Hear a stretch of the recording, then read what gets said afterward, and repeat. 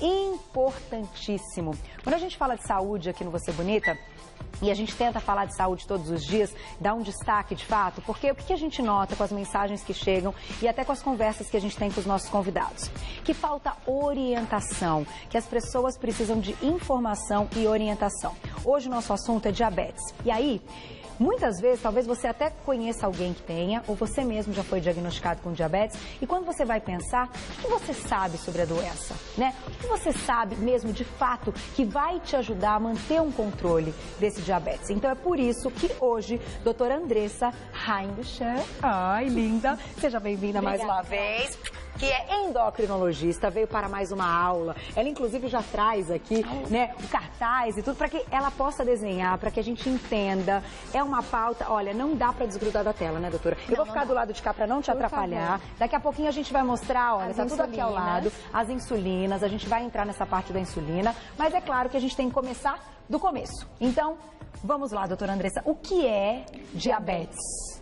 Eu acho que é importante assim, porque na verdade todo mundo fica falando diabetes, então a gente começa do que é diabetes, a gente vai encadeando o raciocínio, certo. E aí eu acho que fica claro para quem vai estar assistindo a gente. Perfeito. Né? Então vamos lá, o que é o diabetes? O diabetes é o aumento do açúcar na corrente sanguínea. Certo. Então o que a gente sabe? Eu vou desenhar já o vaso sanguíneo, tá. Né? Então a gente tem o vaso sanguíneo, dentro do vaso sanguíneo a gente tem glicose circulando, tá?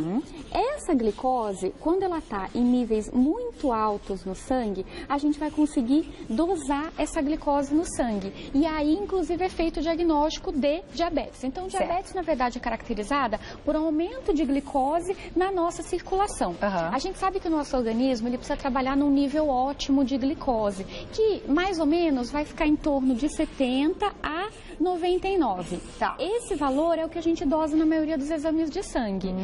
Quando a glicose passa de 99, a gente tem que começar a pensar que a pessoa possa estar desenvolvendo diabetes. Entendi. Seja um estado de pré-diabetes ou um estado de diabetes por si só, Carol. Tá. E nesse caso, então, claro que o primeiro passo é fazer todos os exames. Isso. Vamos dosar. Perfeito, a gente vai dosar no sangue a glicose e aí a gente consegue fazer o diagnóstico. Certo. Tá? Então vamos colocar dessa maneira, a pessoa passou, fez os exames e apareceu ali uma possível alta dessa glicose. Perfeito. O que acontece? Aí o que normalmente a gente faz? A gente vai avaliar se esse paciente tem diabetes tipo 1 ou se esse paciente tem diabetes tipo 2. Certo, então vamos explicar quais são elas. Eu vou passar para ficar mais próximo aqui para ficar. Ai, Carol, eu sempre me enrolo aqui. Não tem problema, te ajudo, doutora. É que com tanta tecnologia, eu acho tão legal que médicos convidados como você gostam de ter ali o papel e de desenhar. A gente isso é muito legal, porque a gente é tão viciado ali nas coisas eletrônicas e tudo mais, que isso aqui a gente foge disso. Isso é muito legal, né? Então, assim, eu vou começar desenhando uma pessoinha. Gente, eu bolei os desenhos, depois vocês tweetam para ver se ficou bom, tá? Então, doutora, assim, aproveita também para desenvolver aí a técnica do desenho. A técnica do desenho, né? Então, assim, eu desenho uma pessoinha e aí a gente vai desenhar o bracinho, a gente vai desenhar o abdômen dessa pessoa, tá? E é pra gente começar a explicar a diferença entre diabetes tipo 1 e tipo 2, certo? Tá?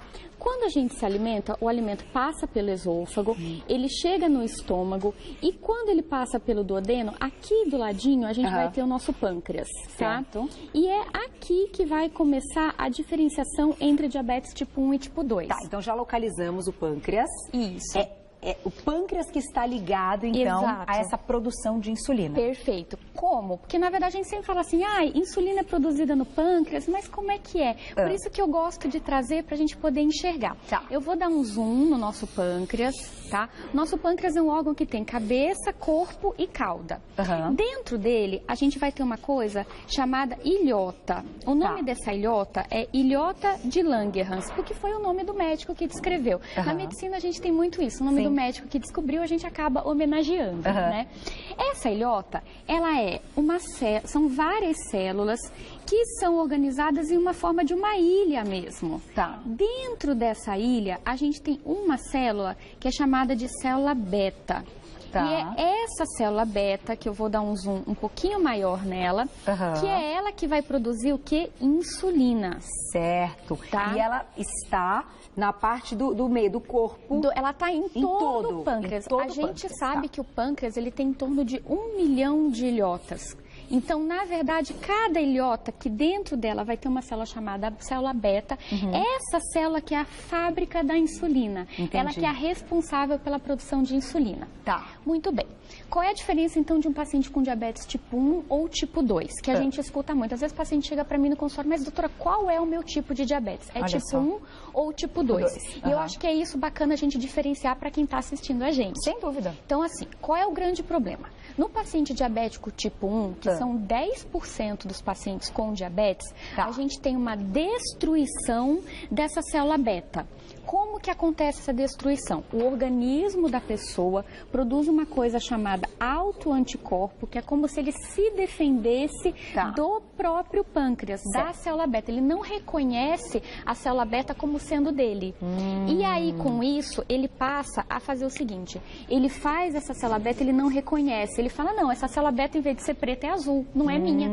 E mata, como se matasse. Exatamente. Ele ataca e destrói a célula. Perfeito. E aí, com isso, o paciente diabético tipo 1, ele não tem produção de insulina. Mas isso pode ocorrer ao longo da vida ou é no momento que nasce, já nasce com esse sistema acontecendo, meio autoimune, né? Isso. O que acontece? O diabetes, então, tipo 1, eu vou botar aqui pra gente lembrar que a gente tá falando dele. Tá. A pessoa já nasce com uma tendência genética, ela normalmente pode acontecer na primeira infância e na adolescência, é o adulto jovem, é a criança, pode acontecer em bebês também, mas existem casos também de diabetes tipo 1 na vida adulta. Qual é a grande diferença? Porque o paciente diabético tipo 1, ele vai precisar usar insulina muito mais cedo do que o paciente diabético tipo 2. Entendi.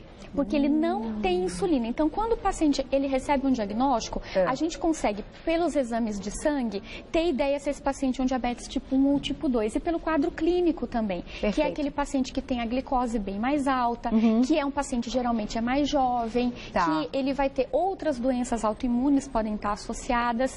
Então, aí a gente consegue fechar o quadro. Esse paciente vai precisar de insulina mais precocemente mesmo. Então, segura essa informação. Vou dar um recado e volto. Vamos voltar a falar, então, da diabetes tipo 2, para a gente fazer a comparação e até citar aí a insulina. E o Mar me falou uma informação importantíssima aqui, que nos últimos 6 anos, 40%... Né, foi o aumento aí de pessoas diabéticas. Gente, isso é... E o Brasil tem 7,5 milhões de pessoas diabéticas. Uau! É muita coisa. O número é muito grande. Então, calma. Vamos tudo devagarinho com as explicações da doutora. Olha lá, nossa lousa aí, ó, tudo bonitinho, que não tem erro. Vai mandando perguntinha, daqui a pouco a gente coloca. A Andressa já preparou aqui os próximos desenhos e a gente vai falar então da diabetes tipo 2. Então, o que acontece com o paciente diabético tipo 2? No começo, esse paciente ele não vai ter falta de insulina, Carol. E isso eu gosto de explicar assim. O nosso pâncreas, ele é como se fosse uma fábrica. Eu treinei o desenho da fábrica, pra ficar bonitinho assim. Tá uma gracinha. Parece uma fábrica, Então, ele tem uma capacidade de produção instalada para aquela pessoa. Eu gosto sempre assim, tem que escolher um câmera pra gente botar o peso. Então quem a gente vai escolher? O Saulito. Então, o Saulito, quanto Saulito pesa? Quanto Saulito pesa? 83. Então, aqui, 83 quilos. Então, esse aqui é o Saulito com 83 quilos, com um pâncreas que consegue produzir insulina para o Saulito de 83 quilos. Perfeito. Então, digamos que ele consegue produzir 100 de insulina para conseguir controlar os níveis de açúcar dele com 83 quilos. Aí, vamos dizer que ele passa férias, né? Fica só dormindo, ele come um pouquinho. E aí o Saulito ganha peso. Certo. E aí ele vai para 103 quilos. Uau, 20 quilos, hein, Saulito? Vamos malhar. 20 quilos nessas férias. Não fez atividade física, comeu errado, ficou mais sedentário. E aí o que aconteceu com ele? Esse pâncreas dele vai precisar dar conta do Saulito com 103 quilos. E ele vai precisar aumentar a capacidade de produção dele. Então eu vou pegar essa fábrica e vou forçar essa fábrica a produzir, vamos lá, 150 de insulina. O que então que é o diabetes tipo 2? É quando o Saulito ou qualquer pessoa vai ganhando peso cada vez mais e esse pâncreas, ele não consegue dar conta do tamanho da pessoa. Entendi. Ele consegue dar conta até um certo ponto, por isso que nos estados de pré-diabetes, a gente é caracterizado por um estado de hiperinsulinismo, ou seja, a gente tem um excesso de insulina, só que ao longo do tempo, conforme a pessoa vai ganhando peso ou essa fábrica não vai dando conta, vai acontecendo uma falta relativa de insulina. O que quer dizer isso? Que a gente tem insulina, mas que ela não dá conta do tamanho da pessoa. Do quanto essa pessoa engordou. Do quanto essa pessoa engordou. Entendi. Agora uma pergunta, doutora Andressa. Quais são os sintomas, tanto do diabetes tipo 1 quanto do diabetes tipo 2, que faz com que essa pessoa, então, procure o médico e vá dosar esse sangue para descobrir o diabetes? Porque muitas vezes a gente descobre em exames de rotina, mas tem as pessoas que acabam não procurando tanto, indo fazer esses exames com um prazo muito grande, com pouca frequência, e quando vão ver, parece que o negócio já está ali há mais tempo. Tem sintomas? O diabetes tipo 1, como é um quadro mais agudo, Carol, ele tem uma destruição do pâncreas e uma falta de insulina mais precocemente, a pessoa vai ter mais sintomas. Então, ela pode ter o cansaço, a fraqueza, é o que a gente chama das polis, que é poliúria, muito xixi, polifagia, come muito, e polidípsia, que é muita sede. Então, na verdade, o quadro do diabetes tipo 1 é um quadro mais clássico. É aquele paciente que ele perde peso muito rápido, ele tem muita fome, ele faz muito xixi e ele bebe muita água. Entendi. Esse é um quadro de abertura do quadro de diabetes tipo 1. Já no quadro de diabetes tipo 2, como as pessoas não ganham peso da noite para o dia e esse pâncreas, ele não se estressa da noite para o dia, o que acontece? Os sintomas são mais graduais e muitas vezes não tem sintoma. Por isso a importância de procurar o médico e fazer sempre os exames. Exato. Agora, o mais importante, esse dado que você deu dos pacientes diabéticos é verdade. Infelizmente, diabetes hoje é uma epidemia. A gente precisa ter uma consciência disso e precisa entender que a grande parte dos pacientes diabéticos tipo 2 se tornam diabéticos tipo 2 ao longo da vida porque eles ganham peso.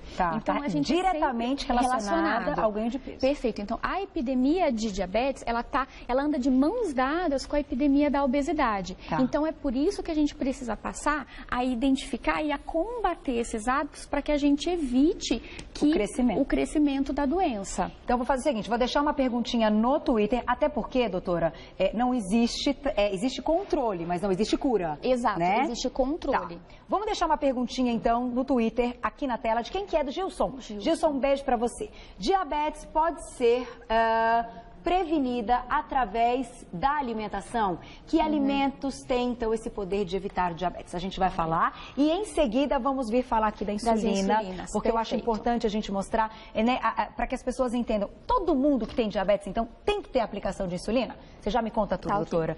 Uma parte importante, já que a gente foi citado, né, que a diabetes está diretamente relacionado à obesidade. Como é que a alimentação, então, faz parte aí desse grupo? Como as pessoas já diagnosticadas com diabetes, né? Como é que elas mantêm esse controle do doce? Porque a gente sabe o quanto é difícil, né? Quando a gente conhece alguém que tem diabetes e conta que é uma coisa que, poxa, a pessoa tem ali a vontade de comer o doce, não pode comer o doce. Será que pode um pouco? Conta pra gente, doutora. Então, a pergunta do nosso ouvinte, o Gilson, né? Isso. Obrigada pela pergunta, Gilson. Então, assim, o que acontece? A gente sabe que não existe um alimento específico que ele vai fazer o diagnóstico de diabetes e nenhum alimento específico que vai fazer com que a pessoa tenha diabetes. O que está associado, na verdade, com o desenvolvimento de diabetes é o ganho de peso. Então, se a pessoa comer muito açúcar, ela vai ser diabética? Não necessariamente. Mas se ela comer açúcar e ela ganhar peso por conta de estar comendo açúcar, aí sim ela corre risco de desenvolver diabetes. Como também se ela comer excesso de gordura, excesso de carboidrato simples, que é aquele carboidrato da batata, do pão, do macarrão branco.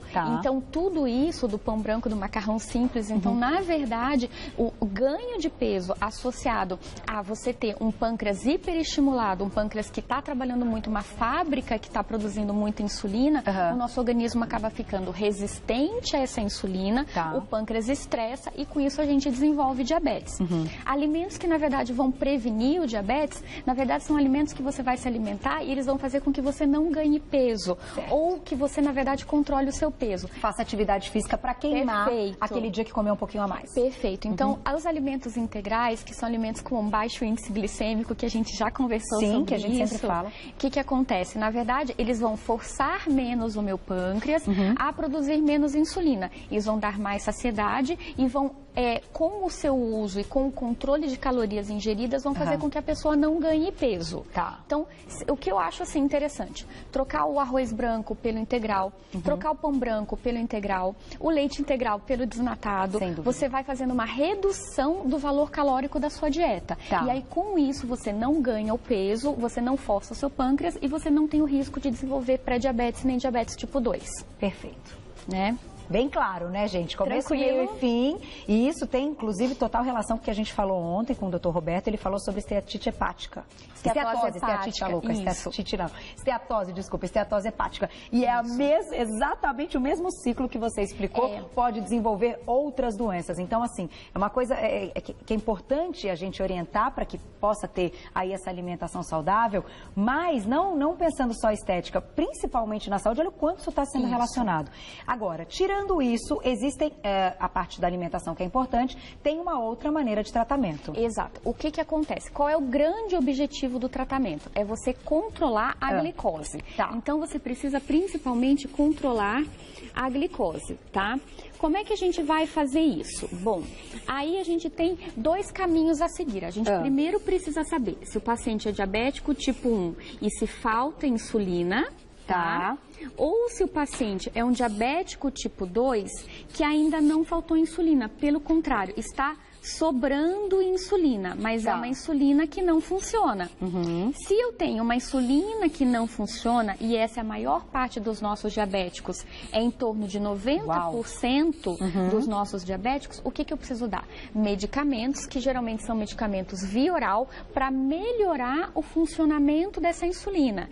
Então tem muita pergunta, às vezes chega e fala assim, mas eu sou diabético tipo 2, eu preciso usar insulina? Não necessariamente. Depende. Se você tem um excesso de insulina e essa insulina não está conseguindo funcionar porque você desenvolveu um estado de resistência à insulina, porque o seu pâncreas sua fábrica está forçando muito a produção, você precisa o quê? Melhorar essa resistência insulínica através de medicamentos, atividade física e correção da dieta, para que essa insulina, que ela tem bastante, mas ela está fraca, consiga funcionar. Perfeito. E é aí que entra a grande diferença dos tratamentos. Agora, aquele paciente que mesmo sendo tipo 2, não tem essa insulina, essa produção de insulina, aí a gente precisa suplementar. Vem pra cá, doutora, porque eu tenho algumas perguntinhas para fazer, que pessoas, vamos fazer mais Twitter, tudo, gente, muita coisa para perguntar para a doutora, mas eu vou fazer pelo seguinte, pessoas me perguntaram porque sabiam que a pauta ia acontecer e talvez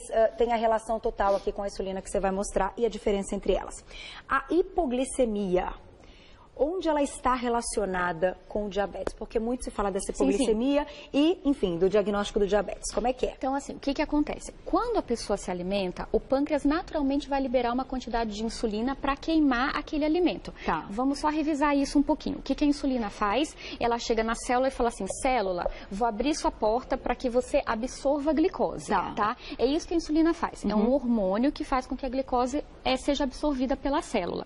Quando o paciente num estágio bem inicial de pré-diabetes, ele tem o quê? Muita insulina. Então, é um pâncreas que eu falo que é um coitado, que é um pâncreas estressado. Então, assim, o que acontece? A pessoa vai comer o pâncreas, ai meu Deus, já vem açúcar. Então, eu vou trabalhar. Nisso, ele faz um pico de liberação de insulina e com isso a pessoa pode ter uma hipoglicemia depois que ela come. Entendi. Mas é por quê? Porque, na verdade, esse pâncreas já está programado e estressado, que ele tem que produzir bastante insulina para dar conta daquela alimentação que vai entrar. Pessoas que têm hipoglicemia e não foram diagnosticadas com diabetes podem ser futuros diabéticos? Pode ser, se ela tiver o quê? Um quadro clínico, se ela tiver um pouco acima do peso, aquilo que você já explicou. Se ela já tiver resistência à insulina, e a gente consegue dosar a insulina pelo exame de sangue. Se ela tiver um padrão de resistência insulínica, sim, ela pode ser uma diabético. Claro que existem outras causas de hipoglicemia, como o funcionamento exagerado do pâncreas por si só. Então, existem alguns tumores. Então, na verdade, o que vale sempre é uma consulta para que a gente possa identificar identificar para que lado essa hipoglicemia corre. Entendi. Se é uma hipoglicemia por excesso de funcionamento do pâncreas por um tumor, por exemplo, ou se por algum acaso essa pessoa é um pré-diabético que ainda não está sabendo, não foi diagnosticado, enfim. E aí a gente vai conseguir ver. Mas citei então esse assunto porque algumas pessoas podem já ter o diagnóstico, enfim, já sabem que tem a hipoglicemia. Então, que isso seja um alerta, né, para procurar de fato o médico para fazer todos os exames. Perfeito. Vamos então falar das insulinas. Por que a gente tem, então, diferentes? Elas são diferentes? Elas são diferentes. Elas são diferentes. O nosso pâncreas, como é que ele funciona? Ele produz uma insulina quando a gente está de jejum e ele produz uma insulina toda vez que a gente se alimenta. É o que a gente chama de produção de insulina em picos na alimentação e uma produção de insulina basal, de base, que é para manter a gente nos períodos de jejum. Ah, legal. O que acontece? A gente tem dois tipos de insulinas, vamos ver se os meninos conseguem mostrar aqui pra gente. Olha só, essa aqui é uma insulina mais esbranquiçada, que os pacientes usam em casa para manter o controle da glicose basal. É uma insulina que a gente chama de ação intermediária. Ela vai agir ao longo do dia. Legal. O que é o bacana para quem está assistindo? Tá vendo que ela tá decantada aqui, essa insulina? Quando a pessoa vai aplicar em casa, ela vai precisar homogeneizar essa insulina. Não é chacoalhar, não é chacoalhar, é homogeneizar. Nos livros dizem 20 rotações. Certo. Tá? Então, assim, você vai lentamente fazendo as 20 rotações. Eu gosto de fazer devagarzinho assim, ó. Tá? Legal, e aí legal você essa explicação, vai usar, doutora. Olha só que importante. Então, você faz aqui as 20 rotações e aí você já vai ter o quê? Uma insulina mais homogeneizada para você aplicar. Tá. Como é que funciona essa aplicação? A gente pode ter uma aplicação com a seringa normal, que a gente vai tirar a insulina dos dois potinhos e aplicar. Eu já explico a diferença entre elas, ou aplicação em formato de caneta. Por que eu gosto de mostrar? Porque aqui a gente consegue ver a diferença. Essa aqui é uma insulina lenta.